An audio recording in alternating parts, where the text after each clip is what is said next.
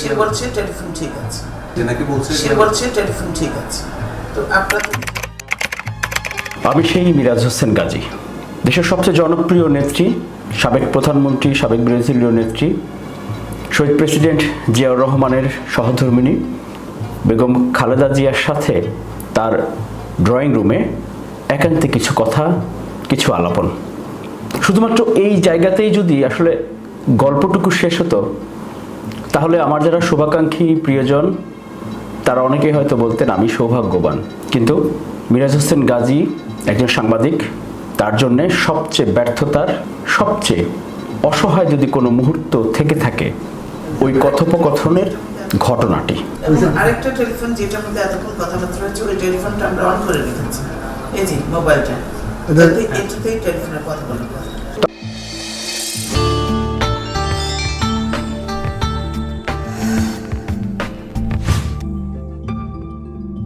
তখনকার প্রধানমন্ত্রী শেখ হাসিনা বেগম খালেদা জিয়াকে ফোন করছিলেন ওনার সেই রেড টেলিফোনে, লাল ফোন, এবং বিকেলের দিকে টেলিভিশনে ব্রেকিং নিউজ যাচ্ছিল যে শেখ হাসিনা বেগম খালেদা জিয়াকে ফোন করেছিলেন, তিনি ফোন রিসিভ করেননি। বিএনপির পক্ষ থেকে তখন মৌখিকভাবে বলা হচ্ছিল যে বেগম খালেদা জিয়ার লাল ফোনটি বা রেড ফোনটি নষ্ট। সেই সময় সরকারের ওই বক্তব্য আরও বেশি পাকাপোক্ত করার জন্য সরকারি টেলিফোন যেই সংস্থাটি আছে টিএনটি, তাদের পক্ষ থেকেও একটি বিজ্ঞপ্তি দেওয়া হয় এবং তখনকার কিছু গণমাধ্যম সেটিকে আরও ফলাও করে প্রচার করতে থাকে যে বেগম খালেদা জিয়ার ফোনের লাইনটি সচল আছে। তাহলে শেখ হাসিনা যে ফোন করেছিলেন, খালেদা জিয়া যে ধরেননি, সেই কথাটি আসলে জাতির সামনে তখন প্রচার করা হচ্ছিল। সেই বাস্তবতায় বেগম খালেদা জিয়া তখন সিদ্ধান্ত নিলেন যে গণমাধ্যম কর্মীকে ডেকে তিনি এই ঘটনাটি দেখাবেন এবং ওনার ফোনটি উনি পরীক্ষা করে দেখাবেন। হ্যালো, জি, হ্যাঁ শুনলাম, আমি ফোন দিচ্ছি। হ্যালো। এরপরে সন্ধ্যা 6:20 দিকে বেগম খালেদা জিয়া এবং শেখ হাসিনার মধ্যে বেশ খানিকটা সময় মোবাইল ফোনে তাদের কথোপকথন হয়, কিন্তু সেই কথোপকথনের শুরুতেই ছিল এই লাল টেলিফোন। হ্যালো, আপনি কেমন আছেন? আমি আছি, ভালো আছি। আমি ফোন করেছিলাম আপনাকে, দুঃখিত আমি পাইনি। আমি আপনাকে একটু দেখেন, এই কথাটা যে বলছেন এটা কিন্তু সম্পূর্ণ সঠিক নয়। কারণ যে না, আপনাকে প্রথমে ফার্স্ট আমার কথা শুনতে হবে যে আপনি যে বলছেন দুপুরে ফোন করেছেন, দুপুরে কোনো ফোন আসেনি, এই কথাটা সম্পূর্ণ সত্য নয়। দুপুরে কোনো ফোন আসেনি আমার এখানে। আমার টেলিফোন তো আমার দীর্ঘদিন ধরে, বছর ধরে ডেট পড়ে আছে। তাহলে কি আপনার গভর্নমেন্ট চালান কি খবর রাখেন? গভর্নমেন্ট চালাচ্ছেন, এই খবরটুকু রাখেন না যে বিরোধী দলের নেতার ফোন ঠিক আছে কিনা, ইয়ে করবেন। আর আপনি যদি ফোন করবেনই, তাহলে তো গতকালই আপনার লোক এসে চেক করে দেওয়া উচিত ছিল যে বিরোধী দলের নেতার টেলিফোন ঠিক আছে কিনা, রেড ফোন এবং রেড ফোন সবসময় ঠিক থাকে। আপনার লোক পাঠান, আপনি এখনই লোক পাঠান, আপনার লোক পাঠিয়ে দেখে যান। ঠিক আছে, যে কোনো কারণে আপনি ধরতে পারেন না, আমি ধরতে পারিনি না, আমি এখানে বসা, কেন ডেট ফোন বাজতে পারে না, বুঝছেন? আপনাদের কাছে গেছে, কিন্তু আপনারা তো রেড ফোনের আমার সাথে কেউ কথা বলার লোক নেই, কাজে আমি কার সাথে কথা বলবো? কাজে এই ফোনটা সেদিন আমি আগামীকাল দেখবো যে কেন আপনার ফোন এরকম ডেট ছিল, কোথা থেকে হলো সেটা দেখুন। ভালো কথা, যদি ভালো কথা। দেশের সবচেয়ে গুরুত্বপূর্ণ দুজনের ঝগড়া বা বিবাদ, সেই জায়গাতে হচ্ছে সালিশদার হচ্ছে আমি। অর্থাৎ রেড টেলিফোনটি কি সচল নাকি বিকল, শেখ হাসিনা ফোন করেছিলেন, ফোন কি বেজেছিল নাকি বাজেনি, এখন আমি আসলে গিয়ে কি দেখেছি? হ্যাঁ, বেগম খালেদা জিয়া যখন আমাকে ডেকেছিলেন সেই ফোনটি পর্যবেক্ষণ করার জন্য ওনার ড্রয়িং রুমে ঢোকার পরে বেগম খালেদা জিয়া নিজেই তখন বলছিলেন যে দেখেন, উনি আপনি করেই বলছিলেন যে দেখেন এই ফোনটি, দেখেন ফোনটি দেখলাম, সে বলছে টেলিফোন ঠিক আছে। তো আপনারা তো নিজের ফোন তো দীর্ঘদিন ধরে ফোনটি তখন ডেড ফোন, অর্থাৎ ফোনে কোনো বিফটোন বা কোনো অ্যাক্টিভ থাকলে যে শব্দগুলো হয় সেই শব্দ নেই এবং বোঝা যাচ্ছে ফোনটি যে বিকল রয়েছে অনেকদিন ধরে। আরেকটা টেলিফোন যেটার মধ্যে এতক্ষণ কথাবার্তা হয়েছে, ওই টেলিফোনটা আমরা অন করে রেখেছি, এই যে মোবাইলটা। এখন বাস্তবতা হচ্ছে তখন আমি নিজে একটু বিব্রতই ছিলাম, প্রথম দিকে, কারণ আগে জানতাম না যে আমাকে কেন ভেতরে ডাকা হয়েছে আর আমি কেন, সেটিও আমি তখন বুঝতে পারছিলাম না। বেগম খালেদা জিয়া এবং শেখ হাসিনা পরবর্তীতে যেই ফোনে যে কথোপকথন হয় সেখানে দুটি অংশ। একটি হচ্ছে গণভবনে আমাদের টেলিভিশনের ক্যামেরা সেখানে অ্যালাউ করা হয়েছিল, কিন্তু বেগম খালেদা জিয়ার বাসভবনে কোনো ক্যামেরা অ্যালাউ করা ছিল না। ফোনে যখন কথা হয় দুজনের, শেখ হাসিনা যখন কথা বলছিলেন প্রথম দিকে, সেই কথাটি একটু আপনাদেরকে শোনাই। আমি আপনাকে নিজের হাতে, আমি রেড টেলিফোনে আপনাকে বারবার ফোন করেছি এবং ফোন বারবার রিং হয়েছে। এরপর যে কোনো কারণে আপনি ধরতে পারেন না, যাক আমি আপনাকে, ঠিক আছে, আমি আগামীকাল দেখবো যে কেন আপনার ফোন এরকম দেখছিল। এই অংশ, লাস্টের অংশটুকু আরেকবার একটু আমরা শুনবো, একটু মনোযোগ দিয়ে শুনবেন। ঠিক আছে, আমি আগামীকাল দেখবো যে কেন আপনার ফোন এরকম দেখছিল। এর প্রথমটুকু একটু আবার শোনাই। হ্যাঁ, আমি আপনাকে নিজের হাতে, আমি রেড টেলিফোনে আপনাকে বারবার ফোন করেছি এবং ফোন বারবার রিং হয়েছে। আমি রেড টেলিফোনে নিজের হাতে আপনাকে ফোন করেছি, ফোন বারবার রিং হয়েছে। এই অংশটুকু কিন্তু গুরুত্বপূর্ণ, প্রথমেরটুকু আর এইটুকু। ঠিক আছে, আমি আগামীকাল দেখবো যে কেন আপনার ফোন এরকম ডেট ছিল।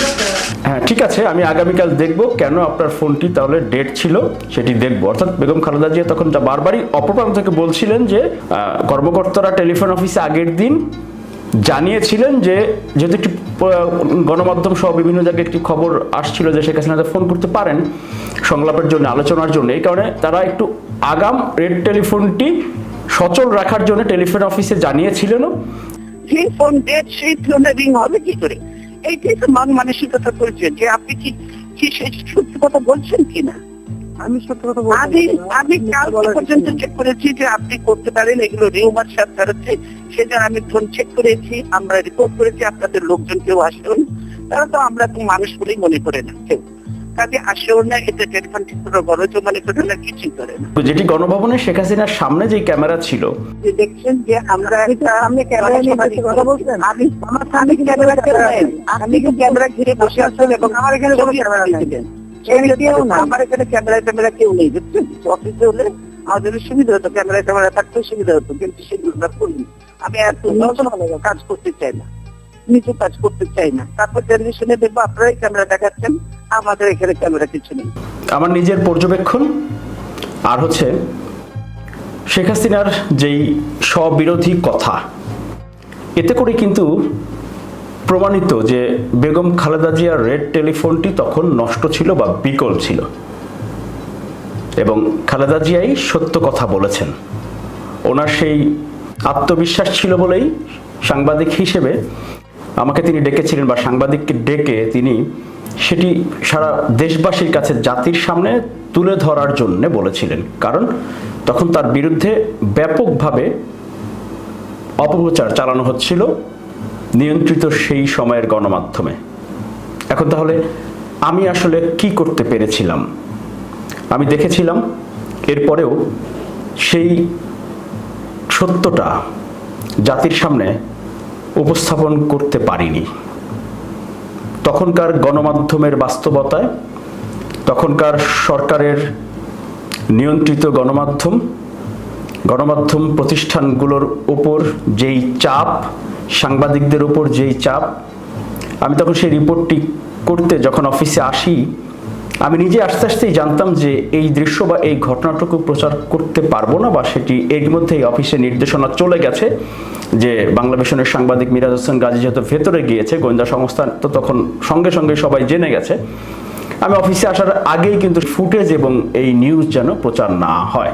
তখন আসলে কতটা ঝুঁকির মধ্যে আমাকেও যেতে হয়েছে, এটি হয়তো আজকে অনেকেই বুঝবেন না, অনেকেই হয়তো সেটি জানবেন না।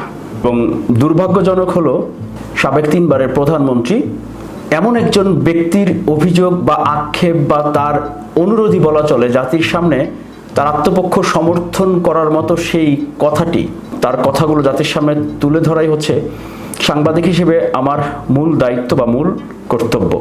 কিন্তু সেই কাজটি আমি আসলে তখন করতে পারিনি। অনেকে হয়তো বিপ্লবী কথা আমরা বলি, গণমাধ্যম কেন দেখায় না, কেন দেখাবেন না, গণমাধ্যম দেখাচ্ছে না কেন? আসলে কেন দেখায় না, কেন দেখাচ্ছে না, সেটি নিশ্চয়ই আপনারা অনেকেই এখন বুঝতে পারেন। কারণ দেখাতে গিয়ে যদি বন্ধ হয়ে যায় তাহলে কি কেউ কি আপনার পাশে দাঁড়ান? চ্যানেল ওয়ানের পাশে দাঁড়িয়ে কেউ কি মানববন্ধনে অংশ নিয়েছিলেন? দিগন্ত টেলিভিশন, ইসলামিক টেলিভিশন যখন বন্ধ হয়েছিল, কই যাদের নিউজ প্রচার করার জন্য বন্ধ হয়েছিল তারা কি কেউ পাশে দাঁড়িয়েছিলেন? তারাও কিন্তু দাঁড়াননি। মাননীয় সাবেক প্রধানমন্ত্রী, আপনার সেই অসহায় মুহূর্তের সাক্ষী ছিলাম আমি। যেই উদ্দেশ্যে আপনি আমাকে ডেকেছিলেন, আপনার সেই ড্রয়িং রুমে আপনার সামনে আমাকে কথা বলার সুযোগ দিয়েছিলেন, কথা বলেছিলেন, আপনার আক্ষেপ এবং ক্ষোভ প্রকাশ করেছিলেন, কিন্তু আমি সেটি জাতির সামনে তুলে ধরতে পারিনি। এত বছর পর আজকে বলতে হয়, আমি সত্যি ব্যক্তিগতভাবে যেমনি অনুতপ্ত সাংবাদিক হিসেবে, তেমনি তো আরও বেশি অনুশোচনা, অনুতপ্ত, এবং আমি প্রায়শ্চিত্ত করার জন্যই আসলে আজকের এই ভিডিওটি। এবং নিশ্চয়ই আপনি তখন মজলুম ছিলেন, এবং আমরা যারা সাংবাদিক ছিলাম বা আছি, আমরাও ওই সময়গুলোতে মজলুম ছিলাম, আমরাও আপনার মতোই অসহায় ছিলাম। আপনি সুস্থ থাকুন, দীর্ঘায়ু কামনা করি। আর সাংবাদিকতা যেন ভবিষ্যতে ওই ধরনের কোনো শৃঙ্খলে আবদ্ধ না হয়।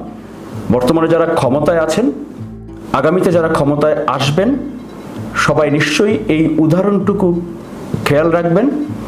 কারণ বেগম খালেদা জিয়ার ওপরে যেই জুলুম, নির্যাতন বা মিথ্যাচারের শিকার, অপপ্রচারের শিকার তিনি হয়েছিলেন, সেটি সাংবাদিকদের প্রচার করা, প্রকাশ করা, জাতির সামনে জানানোর দায়িত্ব ছিল। সেটি যেমনি হয়নি, নিশ্চয়ই ভবিষ্যতে এ ধরনের পরিস্থিতির শিকার যেন অন্য কেউ না হন।